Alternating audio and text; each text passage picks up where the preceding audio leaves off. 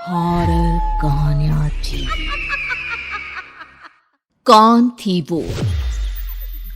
मैं 8 महीने की प्रेग्नेंट थी और अपनी डिलीवरी के लिए अपने मायके गई थी।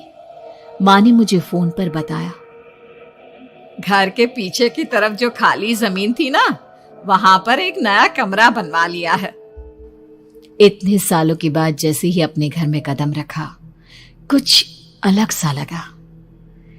माँ, ये घर के पीछे की तरफ नया कमरा बनवाने की क्या जरूरत थी? अरे बेटा, घर के पीछे दूर दूर तक खाली जमीन है। तेरे पापा को कई दिनों से लग रहा था कि यहाँ पर एक कमरा बनवा लेंगे तो ताजा हवा मिल जाया करेगी। अब तो ये सब छोड़ और चल जल्दी से दूध पी ले। माँ, मैं थोड़ी देर में पी लूंगी, आप सो जाओ। मैंने दूध का गिलास उठाकर उस खिड़की में रख दिया। पता नहीं कब आंख लग गई। अचानक से खिड़की के पल्लों के खड़कने की तेज आवाज आई। दूध का गिलास धड़ाम से जमीन पर आ गिरा। जमीन पर गिरते ही दूध का रंग लाल हो चुका था। मैंने खिड़की से झांक कर बाहर देखा। चारों तरफ धूप अंधेरा था। उस अंधेरे की तरफ से कुछ आवाजें आ रही थी, जैसे छोटे बच्चे आपस में खिलखिलाकर मस्ती कर रहे हो।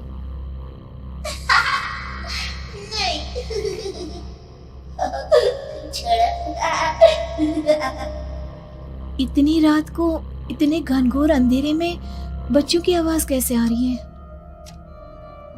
घड़ी में वक्त देखा तो ठीक 12 बजे थे। देखकर मैं सन्न रह गई। बुरी आत्माओं और भूतों की कई कहानियां मैं सुन चुकी थी। वक्त भी कुछ ऐसा ही था। ऊपर से मैं प्रेग्नेंट। सुना था कि ऐसे वक्त में अक्सर बुरी आत्माएं औरतों का पीछा करती है, तो क्या मेरे पीछे भी?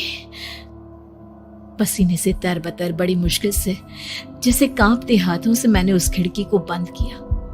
जल्दी से जल्दी उस कमरे से बाहर निकलकर माँ के पास जाने के बारे में सोचा, लेकिन जैसे ही दरवाजे की तरफ पलटी, लगा कोई साया हवा की स्पीड से दरवाजे के सामने से गुजर गया। मेरे गले में अटक कर रह गई। मैं जोर से चीख कर माँ को बुलाना चाहती थी, लेकिन वो आवाज खुद मेरे कानों तक नहीं पहुंच पा रही थी। तो माँ तक कैसे पहुंचती? खिड़की के पल्ले एक बार फिर तेज हवा के झोंके से धड़ाम करके खुल गया और पूरी ताकत से मैं चीख पड़ी। जानती थी मेरी चीख की आवाज सुनकर कुछ ही सेकंड में माँ वहां पहुंच जाएगी, लेकिन ऐसा कुछ हुआ ही नहीं। मेरा कलेजा डर के मारे फटा जा रहा था। आखिर माँ ने मेरी आवाज क्यों नहीं सुनी? इतनी गहरी नींद में तो माँ कभी नहीं सोती। ठीक पीछे खुली हुई वो खिड़की। मुझ में इतनी ताकत नहीं बची थी कि मैं पलटकर उस तरफ देख भी सकूं।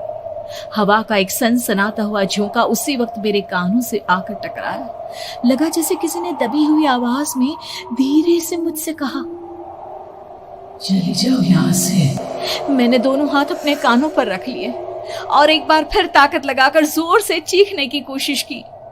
माँ! पापा! मेरी आवाज उस कमरे की दीवारों से टकराकर वापस मुझे ही सुनाई दे रही थी। जितनी ताकत के साथ मैंने चीखने की कोशिश की थी, कुछ ही देर बाद उससे कहीं ज्यादा तेज और दर्दनाक चीख मुझे सुनाई देने लगी। कि आवाज ठीक मेरे पीछे खिड़की से आ रही थी। वो आवाज मेरे कानों में पिघलते हुए लोहे की तरह गिर रही थी। उन आवाजों में हैवानियत थी। वो आवाजें किसी इंसान की नहीं है, इतना मैं समझ चुकी थी। कांप रहे हाथों से मैंने अंधेरे में कुछ ढूंढने की कोशिश की। तभी अचानक मेरा हाथ बेड पर रखी टॉर्च पर पड़ा। किसी तरह ताकत लगाकर टॉर्च का बटन ऑन किया, लेकिन ये क्या? सामने दरवाजे पर 3 छोटी लड़कियां खड़ी हुई थी। उनके हाथ में स्टील के चमचमाते हुए चाकू थे। मैं घबराकर लड़खड़ाई और पीछे की तरफ हटी, लेकिन तब तक वो मेरे पास आ चुकी थी। उनकी गर्दन टेढ़ी थी और उनके हाथों के वो चाकू मेरे पेट को निशाना बनाने को तैयार। मैं जोर से चीखी, नहीं, छोड़ दो मेरे बच्चे को, मत मारो, मत मारो, छोड़ दो मेरे बच्चे को। सोनाली, क्या हुआ बेटा? तू इतनी डरी हुई क्यों है? उठ बेटा, क्या हुआ?